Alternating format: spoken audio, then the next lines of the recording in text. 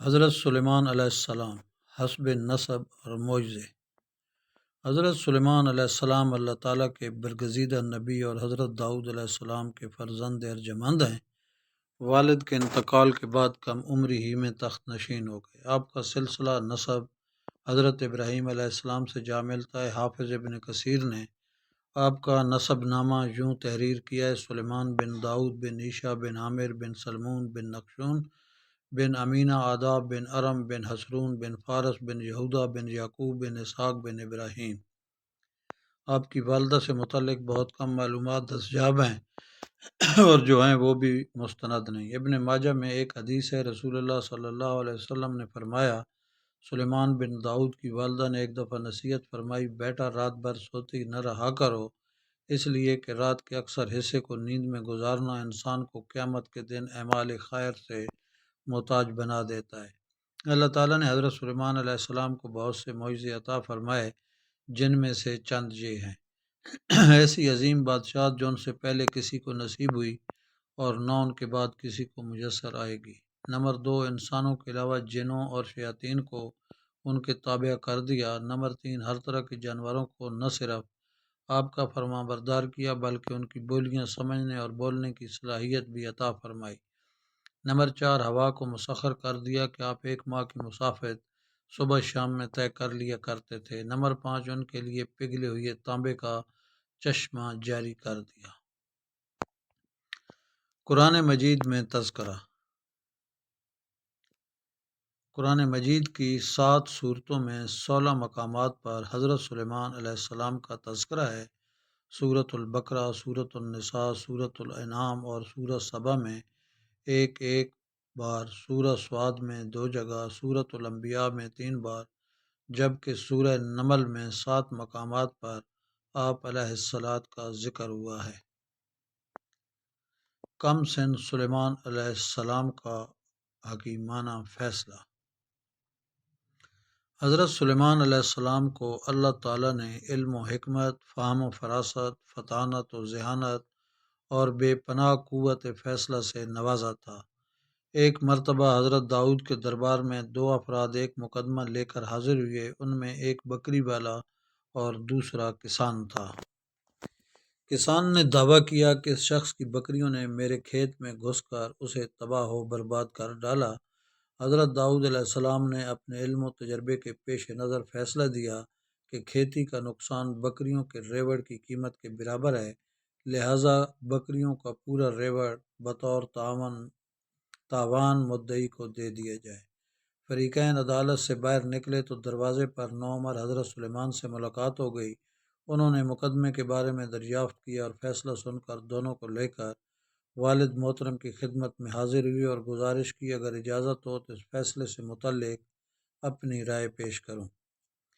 اجازت ملنے پر حضرت سلیمان علیہ السلام بولے، آپ بکریاں تو کھیت والے کو دے دیں تاکہ وہ ان سے فائدہ اٹھاتا رہے، اور کھیت کی زمین بکریوں والے کے سپرد کر دیں کہ وہ اس میں کاشت کر کے کھیت کو اس حالت میں لے آئے جیسا بکریوں کے چرنے سے پہلے تھا، پھر کھیت واپس کسان کو دے دیں اور بکریاں بکری والے کو۔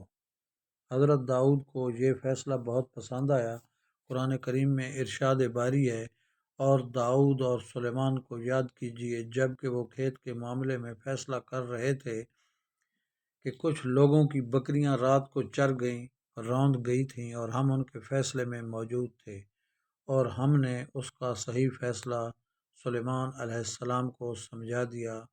سورۃ الانبیاء آیت 78 اور 79 میں حضرت سلیمان علیہ السلام کی دعا۔ حضرت سلیمان علیہ السلام نے دعا مانگی، اے میرے پروردگار، میری مغفرت فرما، مجھے ایسی بادشاہت عطا کر جو میرے بعد کسی کو بھی میسر نہ ہو، بے شک تو بڑا عطا فرمانے والا ہے۔ سورہ سعد آیت نمبر 35۔ حضرت سلیمان علیہ السلام کی یہ دعا اللہ کے دین کے غلبے ہی کے لیے تھی، چنانچہ اللہ عز و جل نے دعا قبول فرمائی اور انہیں عظیم الشان حکومت عطا فرمائی۔ آپ ہفت اقلیم کے بادشاہ تھے، دنیا کی ہر شے آپ کی مطیع اور فرما بردار تھی۔ ہوا کو حکم دیتے تو مہینوں کا سفر گھنٹوں میں طے کر دیتی، چرند پرند ہر حکم کی تابع داری کے لیے حاضر ہوتے۔ سرکش جنات ہر وقت ہاتھ باندھے احکامات کی بجا آوری کے لیے تیار رہتے۔ شیاطین زنجیروں میں جکڑے رہتے۔ سورۃ الانبیاء میں ارشاد ہے، اور ہم نے تیز ہوا سلیمان کے تابع کر دی جو ان کے حکم سے اس ملک میں چلتی تھی جس میں ہم نے برکت دی تھی، یعنی ملک شام، اور ہم ہر چیز سے باخبر ہیں۔ آیت نمبر 81۔ حضرت حسن بصری رحمۃ اللہ علیہ فرماتے ہیں کہ ہوا کے مسخر کرنے کا واقعہ حضرت سلیمان کے ساتھ اس وقت پیش آیا جب آپ اپنے لشکری گھوڑوں کے معائنے میں مصروف تھے۔ اس اثناء میں آپ علیہ السلام کی عصر کی نماز فوت ہو گئی۔ چونکہ اس غفلت کا سبب گھوڑے بنے تھے، لہٰذا انہوں نے اپنے ان خوبصورت اور بیش بہا گھوڑوں کو ذبح کر دیا۔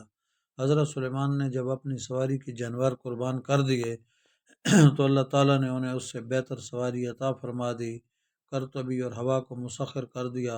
حضرت سلیمان کے ان گھوڑوں کا واقعہ قرآن کریم کی سورہ سعد کی آیت نمبر 31، 32 اور 33 میں موجود ہے۔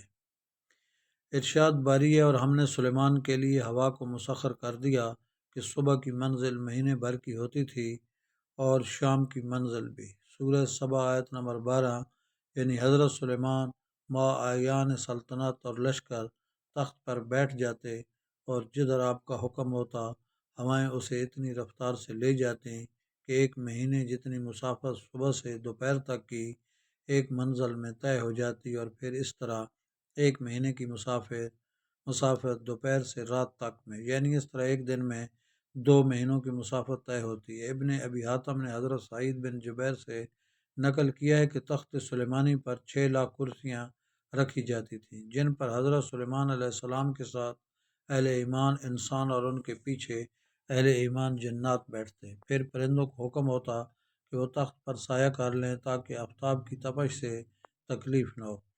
ہوا اس عظیم الشان تخت کو اٹھا کر جہاں کا حکم ہوتا وہاں پہنچا دیتی۔ بعض روایت میں ہے کہ ہوائی سفر کے وقت پورے راستے حضرت سلیمان علیہ السلام سر جھکائے اللہ کے ذکر و شکر میں مشغول رہتے۔ تسخیر جنات و شیاطین۔ اللہ تعالیٰ نے جنات اور شیاطین کو بھی حضرت سلیمان علیہ السلام کا تابع اور فرما بردار بنا دیا تھا، جو نوکروں چاکروں کی طرح آپ علیہ السلام کا ہر حکم بجا لاتے۔ وہ آپ کے لیے سمندر کی تہہ سے قیمتی موتی، ہیرے، جواہرات نکال لاتے۔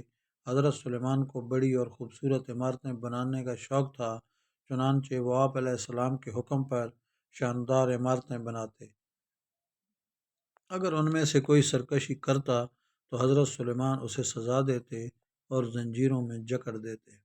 قرآن کریم میں ارشاد ہے، ہم نے بہت سے شیاطین بھی ان کے تابع کیے تھے جو ان کے فرمان سے غوطے لگاتے تھے، اور اس کے سوا بھی بہت سے کام کرتے تھے، اور ان کے نگہبان ہم ہی تھے۔ سورۃ الانبیاء 82۔ ان جنوں میں بھی 2 طرح کے جنات تھے۔ ایک تو اہل ایمان تھے جو اپنے نبی علیہ السلام کا ہر حکم مذہبی فریضہ سمجھ کر پورا کرتے، لیکن جو جن کافر تھے انہیں شیاطین کہا گیا۔ وہ اپنے کفر اور سرکشی کے باوجود حضرت سلیمان کے تابع فرما تو رہتے، لیکن ان سے نقصان کا بھی اندیشہ تھا، اس لیے اللہ تعالیٰ نے ان کی حفاظت فرمائی۔ سورۃ سبا میں ارشاد ہے، جو کوئی ان میں سے ہمارے حکم سے پھرے گا اس کو ہم آگ کا مزہ چکھائیں گے۔ آیت نمبر 12۔ مفسرین فرماتے ہیں کہ اللہ تعالیٰ نے ایک فرشتہ مقرر فرما دیا تھا جس کے ہاتھ میں آگ کا سونٹا ہوتا۔ جو جن حضرت سلیمان کے حکم سے سرتابی کرتا، فرشتہ اسے سونٹا مارتا جس سے وہ جل کر بھسم ہو جاتا۔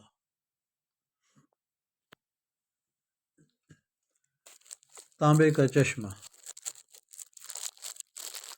قرآن کریم میں ارشاد باری تعالیٰ ہے، اور ہم نے ان کے لیے تانبے کا چشمہ بہا دیا۔ سورۃ سبا آیت نمبر 12۔ اللہ تعالیٰ کی جانب سے حضرت سلیمان کو عطا کیے گئے معجزات میں سے ایک پگھلے ہوئے تانبے کے وہ چشمے ہیں جن میں جنات بڑی بڑی دیگیں، لگن، برتن اور بحری جہاز تیار کیا کرتے تھے۔ تورات اور جدید تاریخی تحقیقات سے پتہ چلتا ہے کہ حضرت سلیمان نے بڑے پیمانے پر بحری تجارت کا سلسلہ شروع کیا تھا۔ ایک طرف اسیون جابر سے ان کے تجارتی جہاز بحر احمر میں یمن اور دوسرے جنوبی و مشرقی ممالک کی طرف جاتے اور دوسری طرف بحر روم کی بندرگاہوں سے ان کا بیڑا، جسے بائبل میں ترسی بیڑا کہا گیا ہے، مغربی ممالک کی طرف جایا کرتے تھے۔ اسیون جابر میں ان کے زمانے کی ایک عظیم الشان بھٹی ملی ہے۔ آثار قدیمہ کے ماہرین کا اندازہ ہے کہ یہاں آدم کے علاقے اربا کی کانوں سے خام لوہا اور تانبا لایا جاتا اور اس بھٹی میں پگھلا کر اسے دوسرے کاموں کے علاوہ جہاز سازی میں بھی استعمال کیا جاتا تھا۔ اس سے قرآن مجید کی اس آیت کا مفہوم واضح ہوتا ہے جو سورہ سبا میں حضرت سلیمان علیہ السلام کے متعلق آئی ہے کہ اور ہم نے ان کے لیے پگھلی ہوئی دھات کا چشمہ بہا دیا۔ تفہیم القرآن جیم 3 سواد 176۔ جانوروں کی بولیاں۔ اللہ تعالیٰ نے حضرت سلیمان علیہ السلام کو تمام جانوروں حتیٰ کہ چیونٹیوں تک کی بولیوں کے علم سے نوازا تھا۔ اے لوگو، ہمیں یعنی حضرت سلیمان علیہ السلام پرندوں کی بولیاں سکھائی گئی ہیں۔ سورہ نمل آیت نمبر 16۔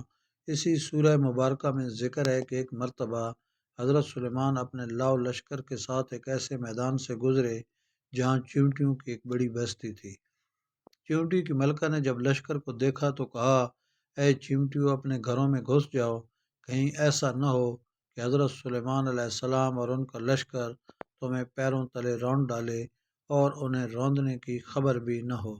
یہ بات سن کر حضرت سلیمان مسکرا دیے اور اللہ کا شکر بجا لائے، کہنے لگے، اے میرے رب، مجھے توفیق عنایت کر کہ جو احسان تو نے مجھ پر اور میرے والدین پر کیے ہیں ان کا شکر کروں اور ایسے نیک کام کروں کہ تو ان سے خوش ہو جائے اور مجھے اپنی رحمت سے اپنے نیک بندوں میں داخل فرما۔ سورہ نمل۔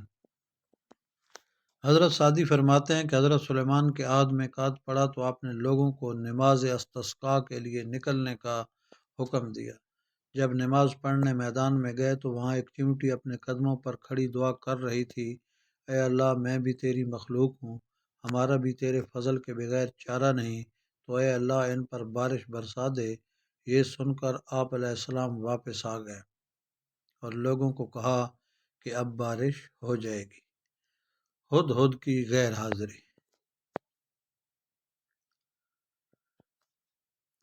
ایک مرتبہ حضرت سلیمان علیہ السلام نے پرندوں کی حاضری لی تو معلوم ہوا کہ ہدہد غائب ہے۔ بغیر اطلاع غیر حاضر ہونے پر آپ علیہ السلام کو غصہ آ گیا اور فرمایا، اگر ہدہد نے غیر حاضری کی معقول وجہ نہ بتائی تو اسے سخت سزا دوں گا اور ذبح کر دوں گا۔ حضرت عبداللہ ابن عباس رضی اللہ تعالیٰ عنہ سے سوال کیا گیا کہ تمام پرندوں میں سے ہدہد ہی کی تفشیش کی کیا وجہ تھی؟ آپ نے جواباً فرمایا، حضرت سلیمان علیہ السلام نے کسی ایسے مقام پر قیام فرمایا جہاں پانی نہیں تھا۔ اللہ تعالیٰ نے ہدہد کو یہ خاصیت عطا فرمائی ہے کہ وہ زمین کے اندر کی چیزوں اور زمین کے اندر بہنے والے چشموں کو بھی دیکھ لیتا ہے۔ حضرت سلیمان علیہ السلام کا مقصود یہ تھا کہ ہدہد سے معلوم کریں کہ اس میدان میں پانی کتنی گہرائی میں ہے اور کس جگہ زمین کھودنے سے پانی کافی مقدار میں مل سکتا ہے، اور ہدہد کی نشاندہی کے بعد وہ جنات کو حکم دیتے کہ زمین کھود کر پانی نکالو۔ دوستو، یہ ویڈیو جاری ہے، پلیز چینل کو لائک کریں، سبسکرائب کریں، شکریہ۔